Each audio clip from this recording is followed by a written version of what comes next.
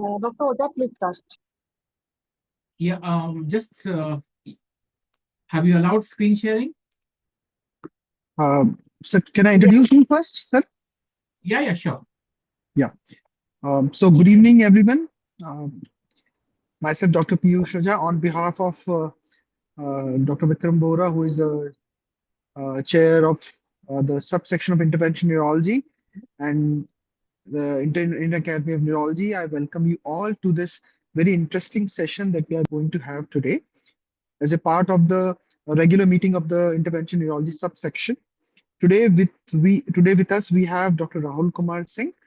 Sir needs no introduction. He's been among the most senior intervention neurologists in the country. And I must tell you that I'm very fascinated by the images that he has shown us over the last so many years, especially with his work with cone beam CT. And I'm eagerly looking forward to his talk today. Today he'll be talking about arteriovenous malformations and dural AV fistulas, identifying on imaging and DSA, and the role of neurointervention. Over to you, sir. Thank you, Piyush, and thanks to the Indian Academy of Neurology for giving me this opportunity. I will keep my video switched off during the session so that we don't have any lag or we don't fog up any bandwidth with that.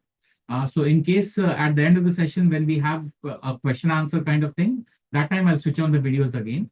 So now I'll start sharing my screen and let us get right into it.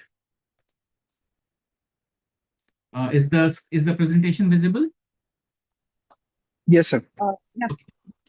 Fine. So again, good evening, everyone, and thanks a lot to the Indian Academy of Neurology for giving me this opportunity. Now, in the next 30 to 40 minutes, what I'll try to do is, the topic that has been given to me is brain AVMs and dural AVFs.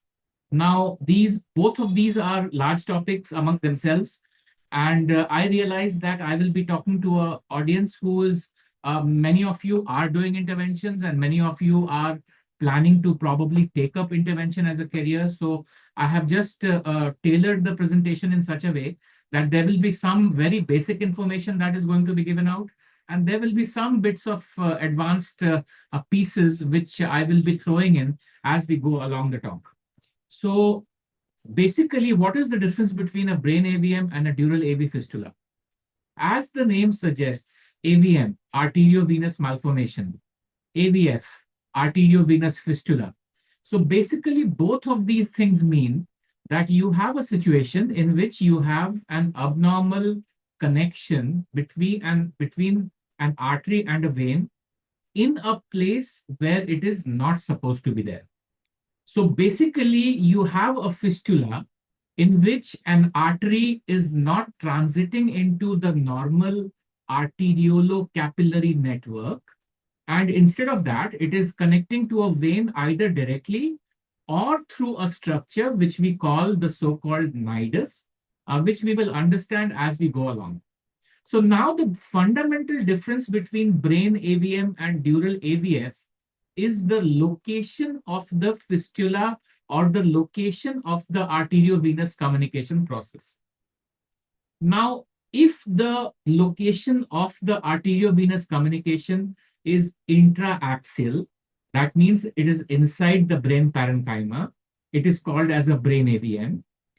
But if the connection between the artery and the venous system is extradural, that means it is extrapial. I'll say, to be very specific, it has to be outside the pia mater. The location is on the dura. In that case, as the name suggests, it is called as a dural arteriovenous fistula. Now, by the name arteriovenous malformation and arteriovenous fistula, we should not get the impression that all arteriovenous fistulae are basically fistulae. Fistulae meaning an artery is connecting to a vein. And at the same time, all the intraparenchymal lesions, which are the brain AVMs, are not AVMs. That means you need not have these complex niduses in all the structures. So basically, this is just a kind of terminology which has been handed down to us across the generations. But the difference between the two essentially is that One is intraaxial and the other one is extraaxial. What you have to also understand is in a brain AVM, as I already mentioned, there is almost always a nidus. The feeding arteries are usually predominantly from the arteries that feed the brain. That means the feeding to a brain AVM will come from the leptomeningeal system, which consists of the ACA, the MCA, and the PCA. Whereas when you talk about a dural AVF, obviously the supply to a dural AVF is going to come from the dural vessels. And depending on the location, it can be the anterior meningeal artery, it can be the middle meningeal artery, and it can be the posterior meningeal artery. So this is yet another difference which differentiates a brain AVM from a dural AVF. In a given case, sometimes it becomes quite difficult for us to differentiate. There we look at the predominant supply.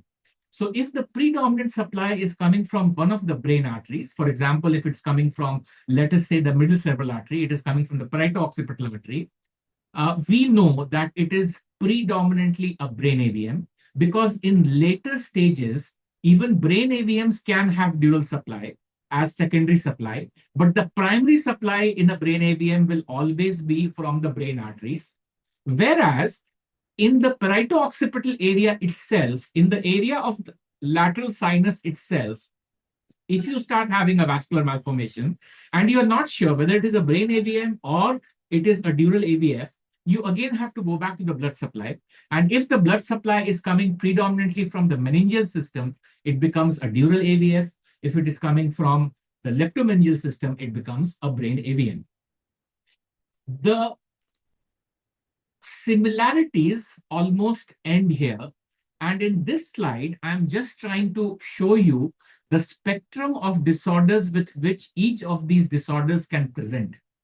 For example, on the left side of your screen, you can see that brain AVMs, intraparenchymal, intraaxial, within the brain, they present to you with three major modes of presentation. Obviously, the most common mode of presentation of a brain AVM is a hemorrhage. They can bleed. They bleed and they produce hematoma. They bleed and they produce hematomas in areas which are usually not commonly affected in patients who have hypertensive bleeds. For example, if you have a lateral putaminal bleed, if you have a pontine bleed, and the patient is a hypertensive, your thought process will automatically go to a so-called hypertensive bleed. But for example, if a patient has got a frontal lobar bleed, or if the patient has got a distal parietal superior parietal lobule bleed, or if the patient has an occipital bleed, or if the patient has a bleed which cannot be explained by the typical sites where you see hypertensive hemorrhage, you start thinking of a brain AVM. The second way in which a brain AVM can present to you is mass effect. The mass of vessels or the dilated arteries or the dilated veins, which become dilated and arterialized because of the presence of a brain AVM, can cause mass effect on the surrounding structures, and the patient can present to you with this mass effect as well. Very common presentation of brain AVMs is seizures. So when you have a patient with seizures and you get an MRI done, you try and look for features to explain the epilepsy, but instead you find something like a brain AVM. So this is also a very common mode of presentation of brain AVMs. The fourth mode of presentation of a brain AVM, which has not been mentioned in this slide, is basically a completely asymptomatic lesion, which was picked up during a so-called routine study of a patient who had come to your clinic with, let's say, headache. A patient comes to you with a headache, sounds like a typical vascular headache. You get an imaging done, you find something, you chase it, you get an MRI done, and you find an AVM. So these are the four typical ways in which a brain AVM presents. But on the right side of your screen, when we look at the dural fistula, you have to realize that there is no presentation, there is no mode of presentation in the central nervous system which cannot be explained by a dural fistula. The patient can, like brain AVMs, present with hemorrhage. The patients can present with something as innocuous and as irritating as a pulsatile tinnitus. The patient can present to you with headache. The patient can present to you with visual symptoms mainly because of raised ICP. That means the patient will have visual symptoms, the patient will have papilledema, and the patient will have all the features of raised ICP. The patient can even have, let's say, like a false localizing sign, and the patient can have bilateral sixth nerve features. The patient can have any neurological deficit, which includes weakness, numbness, paresthesias, ataxia. A very important mean of presentation of a dural fistula very often is cognitive and behavioral. You have to remember that when a brain AVM presents, the presentation is usually very dramatic. But when a dural fistula presents, the presentation is not so dramatic. Personality changes, decreased cognition, loss of memory, almost looking like a cortical or a subcortical dementia, like a vascular dementia. This is a very common mode of presentation of dural fistulas. Seizures, again, like brain AVMs, these can present with seizures. They can present with myelopathy. Even though I'm not discussing the spinal cord dural fistulas in this lecture, even a cranial dural fistula can present with a myelopathy. So whenever you are doing a workup of a patient who is presenting with a so-called transverse myelitis, which is not looking exactly like transverse myelitis, you have to do mandatorily an intracranial workup, because you will be very surprised to see that the fistula is sitting in the intracranial compartment and the effect that it is producing is being seen in the spinal cord. These patients can present to you with heart failure. This is very common in neonates and in young children with dural fistulas. These patients can present to you with ocular symptoms. Initially, I said that the symptoms can be visual. You can also have ocular symptoms like proptosis and chemosis. These patients can present to you, for example, with a trigeminal neuralgia. The patient has come to you with a trigeminal neuralgia, and when you work up, you find a mass of vessels, a tangle of vessels sitting in the CP angle cistern, and this can present like a trigeminal neuralgia. It can again be asymptomatic, incidentally detected, but unlike in brain AVMs, the chances of picking up a dural fistula incidentally is much lower when we compare and contrast this with a brain AVM. So having shown you the differences and the similarities between brain AVMs and dural fistulas, let us concentrate on the brain AVMs first. And then if we have time, we will go and look at the dural fistulas also. So this part of the presentation is going to be focused on the analysis and the approach to brain AVMs. Now, brain AVMs, as far as us interventional neurologists are concerned, this is the final frontier for endovascular treatment, for the simple reason that when you have a brain AVM, the brain AVM derives its blood supply from the normal angioarchitecture of the area in which it is located. Now, for example, I'm showing you this AVM, which is in the posterior part of the brain. This is much posterior. This is almost below the parieto-occipital sulcus. Now, this is an occipital AVM. So an occipital AVM is going to be supplied by the areas which supply the occipital lobe. That means we are talking about on the convexity, the parieto-occipital artery, and on the medial surface, we are basically talking about the calcarine artery. So why treatment of this becomes tricky is you have to negotiate and enter into this vascular malformation through an artery which is supplying a very, very eloquent structure, that is the visual cortex. You have to make sure that you are able to delineate the arterial and the venous parts of the AVM. The venous drainage is also going to be by veins, which are, the venous drainage is also going to be by the veins, which are going to drain the normal occipital cortex. And then you are supposed to make a three-dimensional visualization of this particular AVM in your head and treat it in such a way that the entire AVM is also knocked out. But at the same time, the blood supply, the arterial supply to the eloquent structures through which this AVM is getting supplied is preserved, and the venous drainage of the eloquent area that you are trying to treat is also preserved. Because what is the use of treating this AVM if the patient develops a occipital lobe syndrome or blindness because of your treatment? So that is why uh, the most sophisticated kind of treatment and the most sophisticated analysis that we can imagine is supposed to be done for brain AVMs. Now, when we go to brain AVMs comes in all shapes and sizes. Some AVMs are huge. They occupy almost one entire anatomical segment. For example, this AVM is engaging the entirety of the occipital lobe, and the top part of the AVM is also extending into the inferior part of the parietal lobe.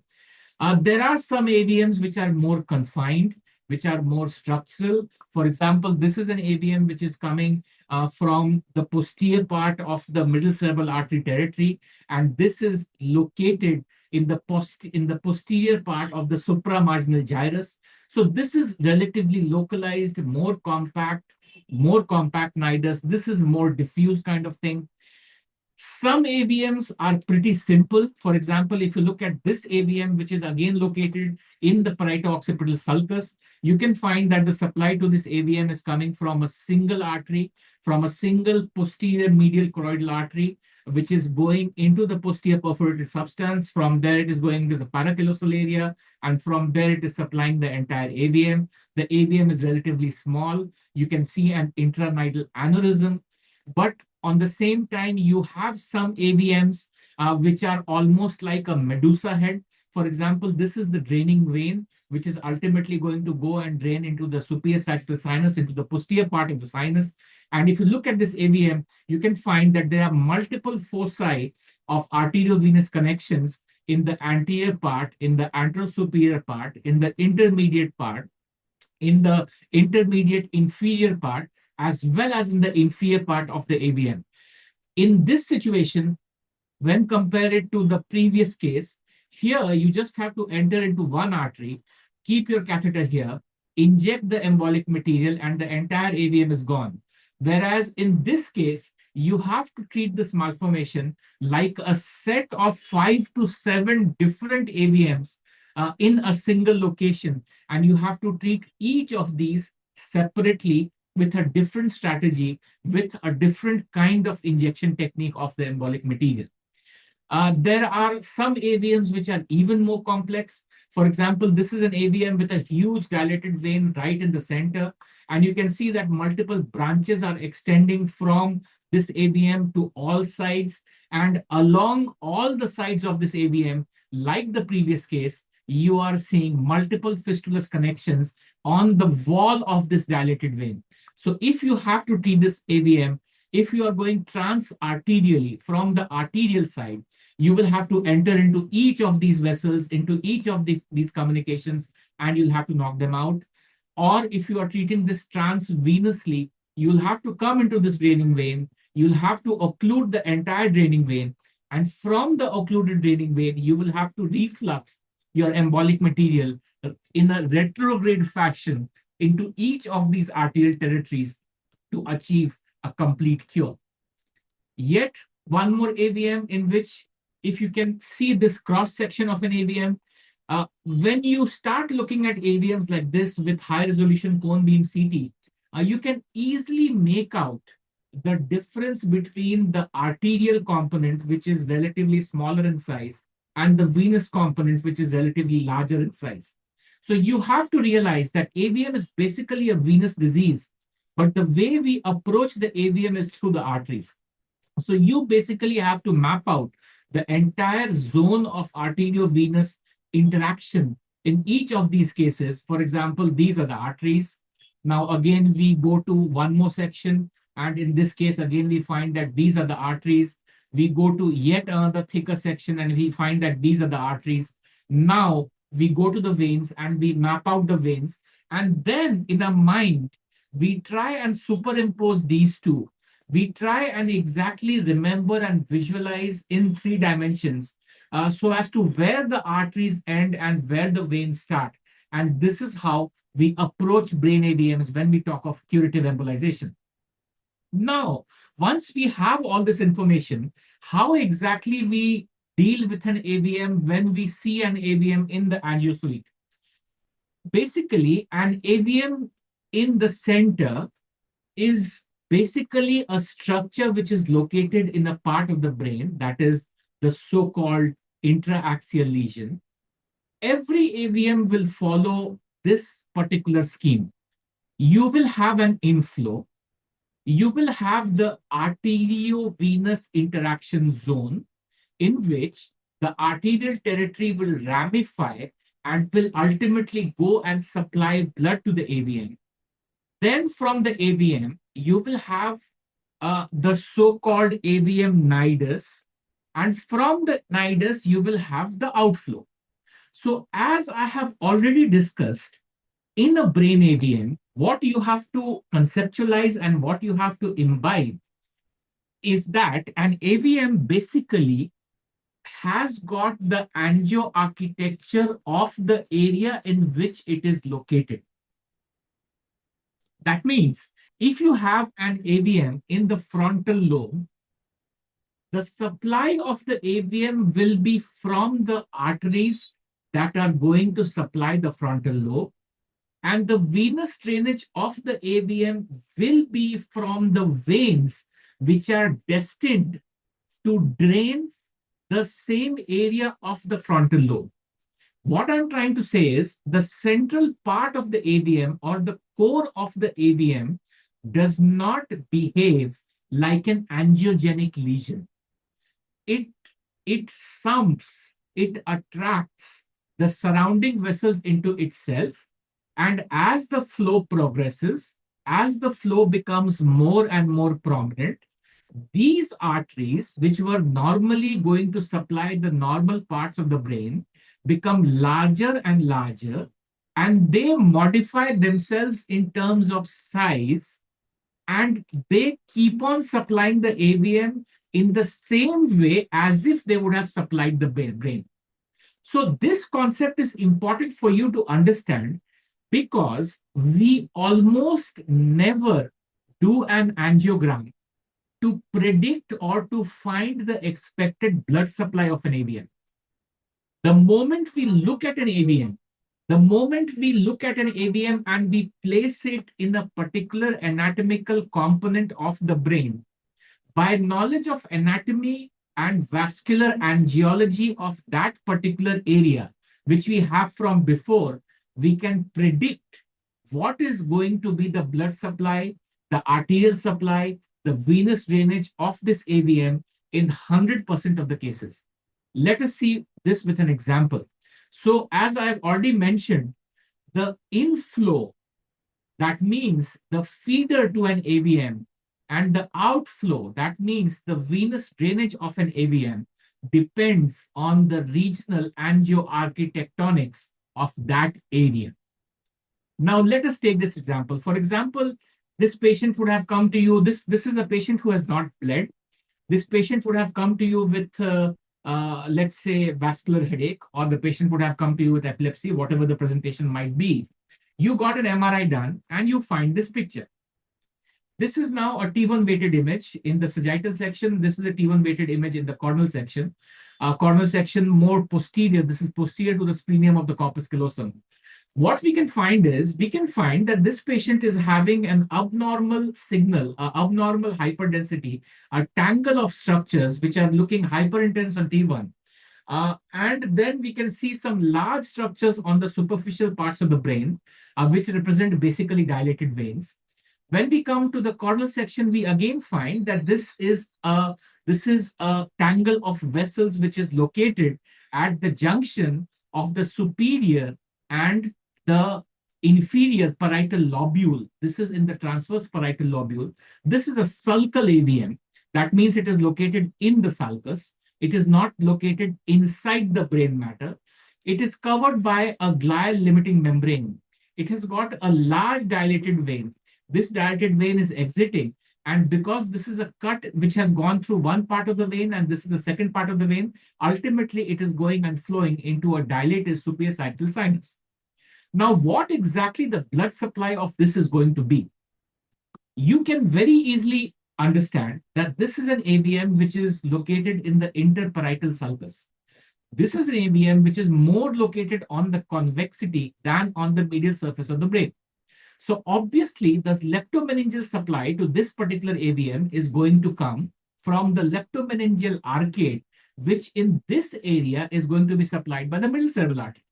So the blood supply, the arterial supply to this particular AVM is going to be from the middle cerebral artery. Now, this AVM also, apart from the fact that it is on the convexity, it is getting supplied by the leptomeningeal branches of the middle cerebral artery. This is also transgressing a virtual boundary, which we have spoken about in multiple lectures.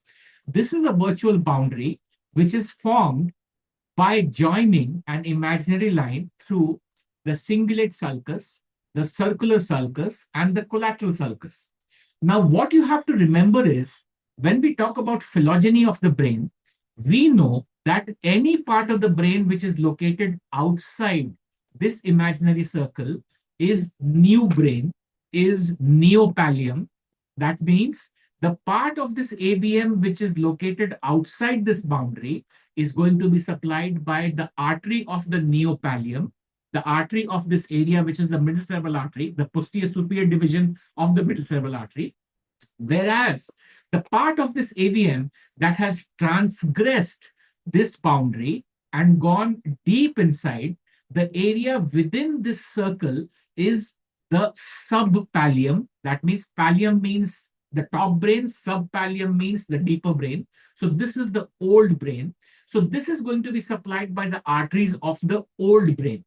The arteries of the old brain are the lenticulostriate arteries and the choroidal arteries. So now looking at the MR itself, you have understood that by virtue of its location in the sulcus on the convexity, the superficial supply is going to come from the posterior superior branch of the middle cerebral artery, from the various branches in that area. This AVM is transgressing the phylogenetic boundary going deep inside.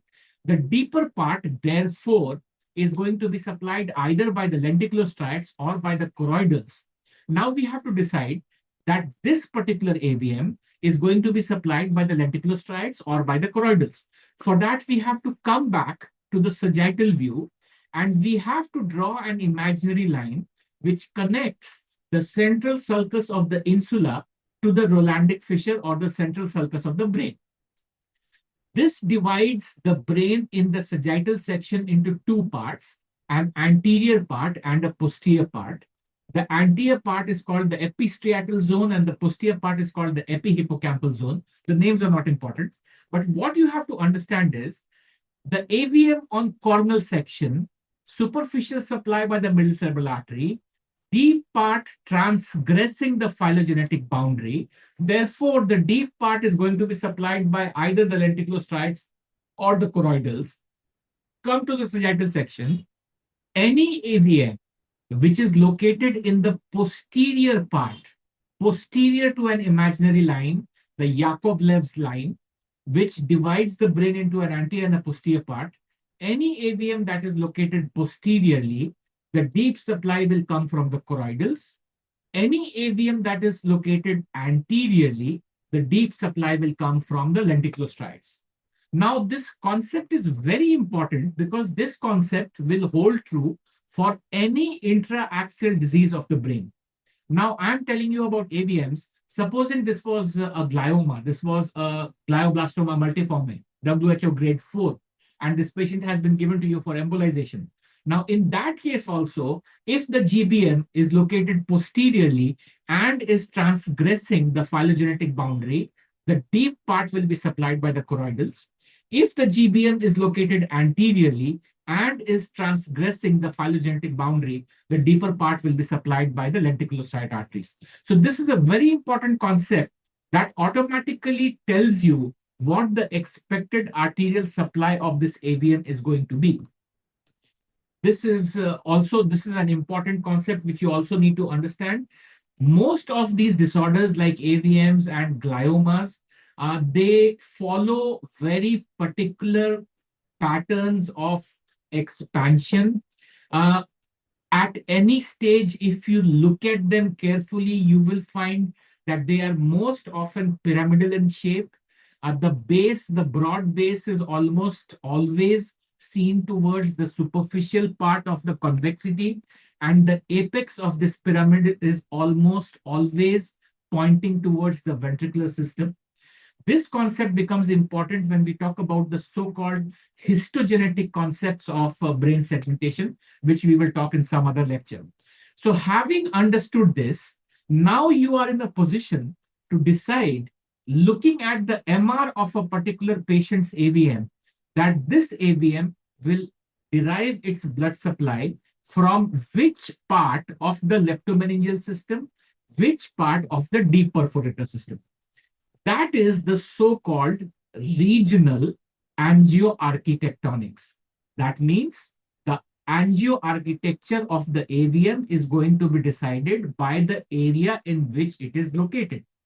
Now, once you have located the blood supply to a particular AVM, you have to go deep inside the nidus and you have to start examining the nidus as well.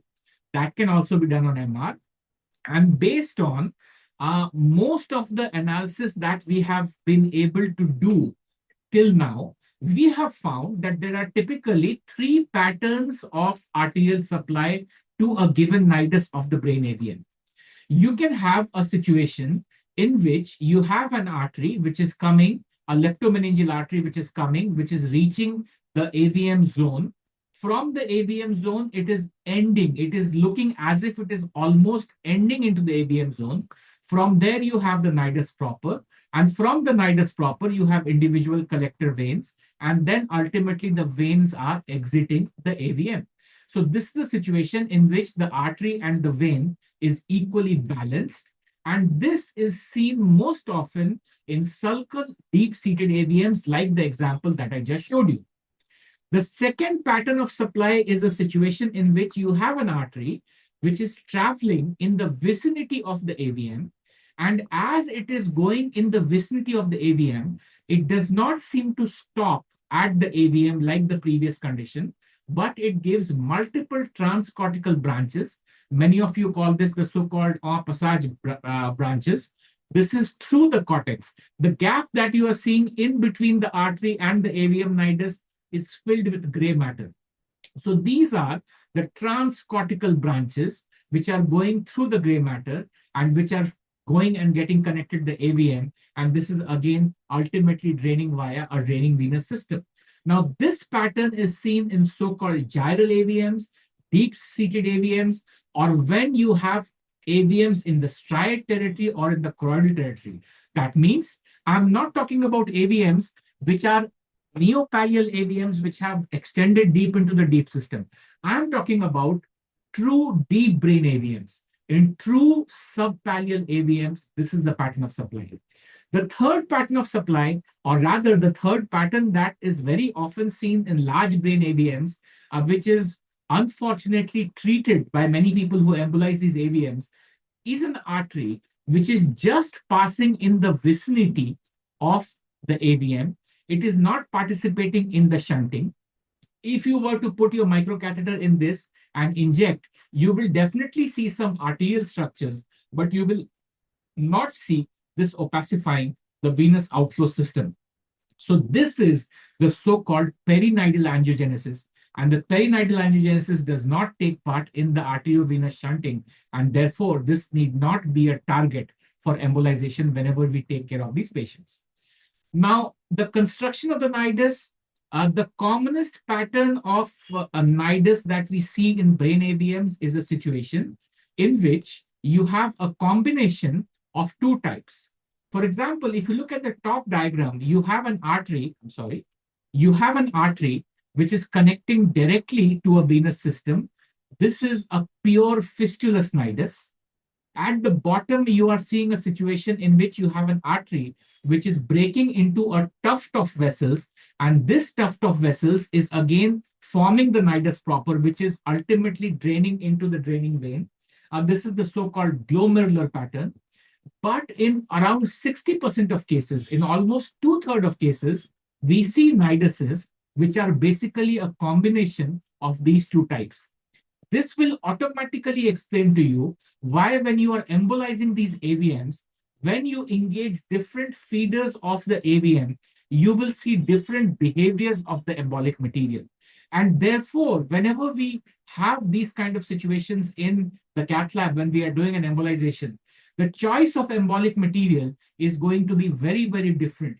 For example, when we have a purely fistulous or a purely whenever we have a pure plexiform kind of nidus, in that case, we use embolic material which is not very thick, which is relatively dilute. Whereas when we have fistulous connections, obviously, if you inject something which is too dilute into this fistulous connection, it will just fly away.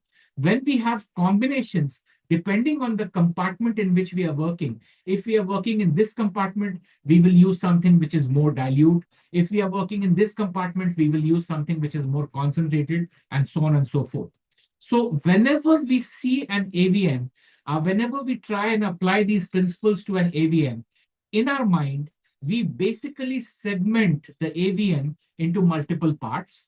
We try, based on the anatomy, to understand and to anticipate and to predict what kind of blood supply this AVM is going to have. Is this AVM getting supplied by a single leptomeningeal territory or multiple leptomeningeal territories?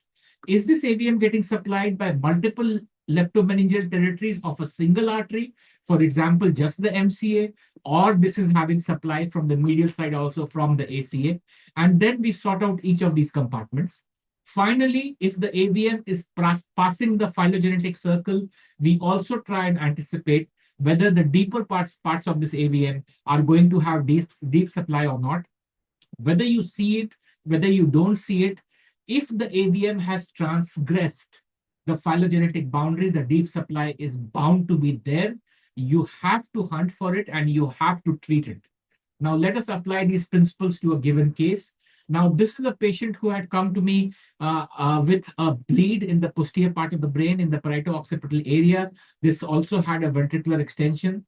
Now, what is important is this patient had a bleed in almost a similar area around 4 years before the onset of this particular bleed. This was the second time he had bled.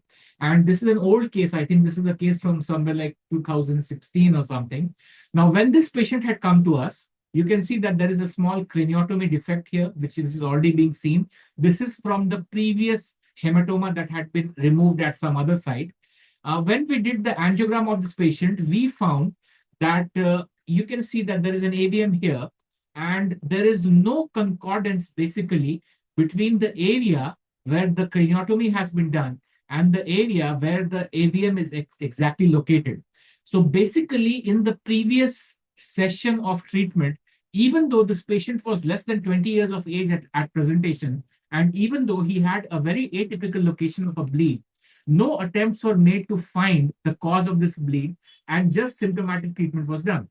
The hematoma was removed, but the AVM continued to stay inside, continued to grow, and this finally bled again. Now, using the principles that we discussed just before, we have this facility now to fuse our MR sequences. This is the MR and the DSS sequence. We can fuse these two together so that we can exactly place it in a particular anatomical compartment of the brain. So using the previous principles, we can now understand that this AVM is located in the posterior part of the telencephalon, in the forebrain, or in the cortical mantle. And if we look at this AVM is located in the posterior half. That means in the epihippocampal zone. And we can also see on the caudal section that this AVM is transgressing the phylogenetic boundary. So by looking at these two pictures itself, we can predict the expected blood supply. We know that the supply to the superficial parts of the AVM is going to come from the leptomeningeal system. The leptomeningeal system, including the artery of the angular gyrus and the artery, which is basically the parieto-occipital artery. We know that it has transgressed the deeper parts of the phylogenetic boundary, and it is located in the epihippocampal zone. Therefore, the deepest parts of the AVM are going to have deep supply, and this deep supply is going to come from the choroidal system. The choroidal system, which is going to be located in this area, you can have supply either from the anterochoroidal or from the posterior. Now, if we look at the angiogram only, if we look at the DSA only, we are not able to see any choroidal connection to this particular AVM. You can see that two leptomeningeal arteries are supplying the AVM from the superficial side, but from the deep side, since it is in the posterior part, the lenticulostriates have no business in supplying this AVM, and we can see that it is very clearly not supplying the AVM. But at the same time, the deepest part of this AVM, which is the part which most often bleeds, the paraventricular area, we are unable to see the supply from the choroidal system. Now, the mistake here is to assume that there is no choroidal supply, there is no deep supply, and you go straight away and embolize this AVM, and the patient in the post-embolization period comes back to you with a bleed because you have missed out the deepest part of the AVM, which should have choroidal supply. So what do we do? Now, in these situations, cone beam CT angiographic analysis has been very, very useful to us. And what we do is we do a cone beam CT angiographic analysis. And apart from the obvious blood supply that we saw on the 2D DSA from the two arteries, that is the temporooccipital artery and the artery of the angular gyrus, we can see that this, in addition, is showing us some very interesting things. For example, you can look at this vessel here, which I am pointing out with my pointer. This is a vessel which is looking like a corkscrew. And you can see, you can imagine that this vessel is trying its level best to reach the deepest parts of the AVM. You can also see that there is a blush here, a blush of vessels over here, which is basically the choroid plexus of the lateral ventricle. And the choroid plexus is giving a particular vessel which is coming and supplying the deeper part of the AVM. So what is happening here is, based on our phylogenetic analysis, we were able to predict that this AVM will have a deep supply from the choroidal system. And the choroidal system in question here is basically the anterior and the posterior choroidal system, which is feeding the choroid plexus of the lateral ventricle. And from the choroid plexus of the lateral ventricle, you are having one vessel which is coming and trying to supply the deepest parts of the AVM. At the same time, the vessel that you are seeing here, this is a meningeal artery. This is a branch of the meningohypophyseal trunk, and this is basically the marginal tentorial artery. So what this AVM is doing is, this is a sulcal AVM. We discussed about the sulcal AVM. The sulcal AVM in later stages, as it is very close to the surface, starts imbibing its blood supply from the dura also. So if you don't treat this AVM at this particular time, and you let this evolve for another couple of years, you will see that this supply from the choroidal system becomes much more robust. And this supply, and this supply from the meningohypophyseal trunk also gets connected to this AVM, making it much more messier. So AVM basically is a dynamic disease. It is not a static disease. What you see today is not something you will see tomorrow. And therefore, when we treat these patients, we need to take all this into account. This is the same picture which has been labeled. We are showing the contribution which is coming from the choroidal system, and we are showing the contribution which is coming from the meningeal system. Now, how do we treat this patient? What is very important for us to understand is the most delicate part of the AVM is the part of the AVM which is not supplied, which is not surrounded by brain parenchyma. That means the deepest part of this particular AVM is a part which is supplied on one side, which is supported on one side by the brain parenchyma, but on the anterior side, on the anteromedial side, you just have the lining, the ependymal lining of the ventricle. So there is no buttressing or there is no tamponading effect from this side. So whenever you have to treat this AVM, you have to take out this component first. Now, the problem in this is, obviously, you can't go through this choroidal system. You can't go into the choroid plexus and from there enter into this branch. If an artery were to end directly into this, we could have catheterized it. But in this case, there is no artery that is terminating directly into this part of the AVM. Therefore, we will have to find a leptomeningeal artery from the surface, which is supplying the same compartment. That means the medialmost and the anteriormost compartment of the AVM, and we will have to take that out first. So we go through multiple vessels, we go through multiple catheterizations, we break this AVM into multiple parts, and you see that this compartment, the left-hand side lower panel, is showing you the compartment which is the anteriormost and the medialmost compartment. So when you start embolizing this case, you are supposed to start embolizing from this area. You're supposed to start embolizing from this area and then work your way distally. And in the end, you're supposed to embolize the compartment which is giving rise to the draining vein. And then you have to take out the draining vein along with that. So basically, an AVM is almost like a jigsaw. In our mind, we plan the blood supply, we plan the expected venous drainage, we plan the weakest point, and we make sure that we take out the weakest portion of the AVM first. That is what we did. In fact, if you look at the first panel, this is the entire AVM. After the first embolization, you can see that there is a gap that is appearing between the artery of the angular gyrus. This is a loop of the artery of the angular gyrus. Look at the loop of the artery of the angular gyrus and look at the distance of the AVM from the loop of the artery of the angular gyrus. You can see this loop, this particular loop, the AVM very close. You can see this particular loop. Now this part of the AVM has been taken off. So you have taken care of the weakest portion of the AVM. And after this, you can go ahead sequentially and one by one, you can keep on injecting so that you take out the AVM in its entirety. At the end of embolization, this was the AVM pre-embolization. In the lateral view, this was the AVM pre-embolization in the medial view. You targeted the part of the AVM, which was the medialmost part and the anteriormost part first. At the end of embolization, you can see that both your feeding arteries are well preserved.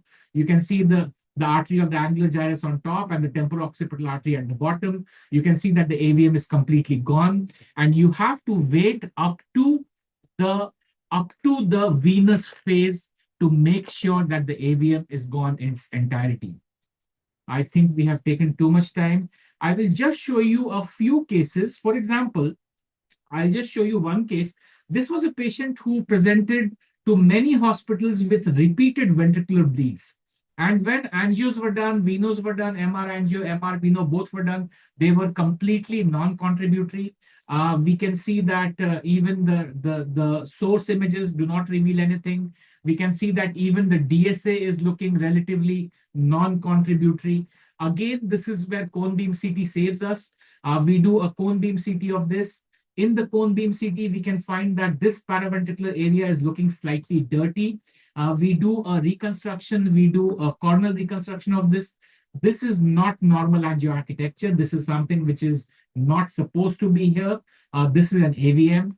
And then when we finally look at the sagittal reconstruction, we can find that this is an AVM, which very tiny two twigs, which are just coming and getting inserted into two tiny twigs of the deep venous system of the posterolateral atrial vein. Now, we confirm this with the MR and we superimpose the MR and the angiogram. We find the AVM, we have to hunt really carefully. We find the AVM, we find the draining vein. The top part, this is normal vasculature. The bottom part, this is the AVM with the two draining veins, one superficial and one deep. And then you just embolize these, you take these out. And this patient has been on follow-up with us for the last 6 to 8 years. He has not had any more episodes of ventricular bleeds. Now, when you look at this angiogram, the 2D angiogram in retrospect, this is pre-embolization and this is post-embolization.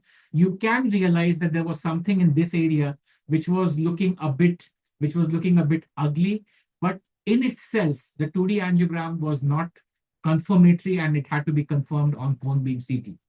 This is just the 3D of the same, multiple case examples like this. So you have to remember that whenever you see atypical bleeds, or whenever you see bleeds which are not fitting into the pattern of hypertensive bleeds, or the patient is young, or the patient is not a known hypertensive, or you find things like these tiny dilated draining veins, you have to keep on hunting, and you have to find these tiny AVMs, and you have to take care of these tiny AVMs. Now, we do cone beam CT exploration, and we fuse the cone beam CT exploration on top of the normal routine CT scan images that we obtain, so that in patients with acute bleed, we are able to map it out absolutely perfectly, and then we are able to take care of that. So I think at I will stop here, and I will welcome you all in September to Patna, and you people can join us for the Patna course on neurointervention. We hold this every day. The teaching pattern in this Patna course is a bit different. We stress more on the anatomy, and we basically build up. We talk about the anatomy, we talk about the angio architecture, and then we talk about how exactly we are going to apply this in our routine clinical practice. On day one, we have didactic teaching, and on day two, we have case examples which have been recorded, which we show. So most welcome for this. I'm sorry I could cover only this much. The part of the dural fistula is still there. Maybe Vikram will give me some other opportunity at some other stage when we can discuss the topic of dural fistulas. Very fascinating on its own. And I think I have taken more time than that was allotted to me. I will stop here. If there are any questions, I'll be very happy to answer. Thank you. Thank you so much, sir. Thank you so much. I don't have words to tell you how uh, the way you have covered the entire topic of arteriovenous malformations. It seems like a very complex topic to many of us, but the way you have taken it right from embryology to angioarchitecture, and the way you actually, gave an example how it should be approached in terms of the treatment, the importance of it, that I'm sure many of us would have a very ease of approach and ease in which would be handling AVMs in future. And regarding the dural fistula, we'll be really honored to have you back, and we'll all look forward to it. There are certain questions, sir, if you can answer. Yeah, so Yeah. the first question is, which subgroup of unruptured AVM you would like to treat? Uh, we basically look at the angio architecture of the AVMs, and we have a scoring system by which we decide what is the rate of rupture of this AVM going to be in the next 5 to 10 years. Now, treatment of AVM after the Aruba trial stopped completely, but Aruba was not a very well conducted trial. It did not segment the AVM into different groups like what we do in our practice. So if a patient is coming to you with angioarchitectural characteristics that show impending rupture, that means intranidal aneurysm, venous ectasia, venous stenosis at the point where it enters the dura, large venous aneurysms, large proximal artery feeding aneurysms, intractable epilepsy, sump effect, by which there are certain situations in which we have hollow hemispheric AVMs. We have huge AVMs which have not yet ruptured, but they go to the extent of causing so much of sumping to the AVM that the surrounding brain gets hypoperfused. So if you have a patient who's having features of hypoperfusion, we have cases with even atrophy, which look like a monomelic AMI atrophy to us. But when we do an analysis, we find that this patient has a huge AVM. And when we do the MR perfusion, we find that his motor tracts are not getting perfused at all. So it has to be a very individualized case to case approach. And obviously, AVM treatment, see, if it has ruptured, then there is no question, then there's no problem. If it is unruptured, then you have to look at what your data says, what your complication rates are. If your complication rates are anywhere more than 1 to 2% of morbidity mortality in patients with unruptured AVMs, I think you should not be treating it. So you should look at your own data And I personally advise people to gain experience by treating ruptured AVMs and then only transit to unruptured AVMs. So just a very basic question. I think a lot of us would have this question, which would come across every time we see an AVMS. So there are three modalities which we usually see for treatment: surgery, endovascular treatment, and then there is gamma knife. Could you please just give an very short overview what things we should consider before deciding which modality suits a particular patient? See, again, surgery has remained the gold standard. Now, in the last 5 to 7 years, with the amount of data that has been coming out of AVM treatment, embolization, along with transarterial and transvenous combined, is reaching almost the same success rates as surgery. Now, the problem with surgery and embolization both are, number one, it is operator dependent. Surgical results with operator A is not equal to surgical results with operator B. Embolization results with operator A is not equal to embolization results with operator B. And most importantly, surgery and embolization both are front loaded in their risk. That means at the end of the procedure, you will see the outcome of the procedure. Either the AVM is completely gone or the AVM is not completely gone if it is a staged procedure. And whatever complications have to happen are going to happen in the peri-operative or the peri-interventional period. Whereas when we look at gamma knife is not front loaded. That means gamma knife will give you benefits which are coming 2 years, 3 years, or 4 years down the line. If the targeting of gamma knife has not been done properly, that means the quality of the angiographic information that you have given to the radiosurgeon is inadequate. The gamma knife will also fail. Gamma knife in itself has got a lot of problems. For example, the entire area that looks like an AVM on a DSA is not supposed to be the target of gamma knife irradiation. You are supposed to map out the arteriovenous fistulous positions, and you're supposed to only take care of these by gamma knife. You're not supposed to irradiate the large draining veins. So we have cases in which 5 years, 10 years down the line, the AVM is gone, yes, but the patient is developing more problems. You are having more problems because of radiation complications, like you can have in any other radiation. For example, you have a glioblastoma, you do a radiation, you can have radiation-induced necrosis as well. So what I suggest to my patients directly is very small AVMs, very deep-seated AVMs, and AVMs in very deep, eloquent areas like the brainstem, like the diencephalon, like, for example, the hypothalamus. These are ideal cases for gamma knife. AVMs which are superficial, which are small, they can be treated either by surgery, depending on the capability and the experience of your surgeon, or they can be embolized. The problem comes with those AVMs which have transgressed the so-called phylogenetic boundary. In those cases, even for the surgeon, the deeper parts are going to be difficult to access. Even for us, the deeper parts are going to be difficult to access. So that comes down on institutional preference. For example, in my place, it will be embolized. In your place, it might be sent for surgery. If the surgeon wants you to just embolize the deepest part and then give the rest of the AVM to him, and if you can do it, well and good, a multimodality kind of treatment. But embolizing the superficial part and sending the deep part for radiosurgery is something which I don't recommend. Because as I showed you in the previous case, the deeper parts of the AVMs are the most fragile ones.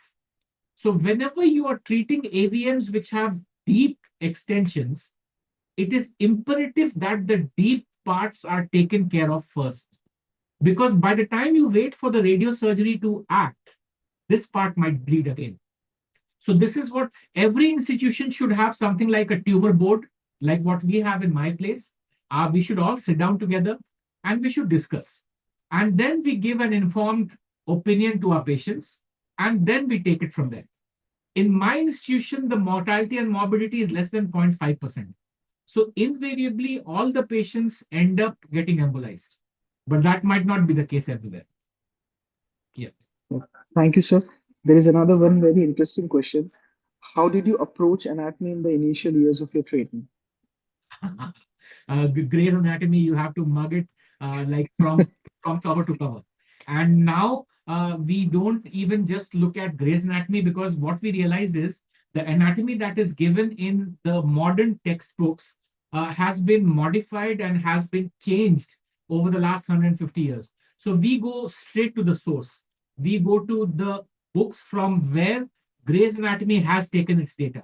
For example, we go to the works of Key and Ledzius, we go to the works of Craig, we go to the works of Newton Potts, we go to those kind of books. For example, I'll give you a very simple example.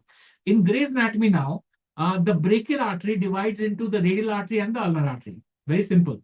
The radial artery has got two branches, mainly the anti-interosseous artery and the radial artery proper. The radial artery proper has got a superficial branch which goes to the anatomical snuff box. But when you start doing radial angiograms, you'll realize that this is a super oversimplification. You will find at least 50 branches which you see in that area from the radial and from the ulnar.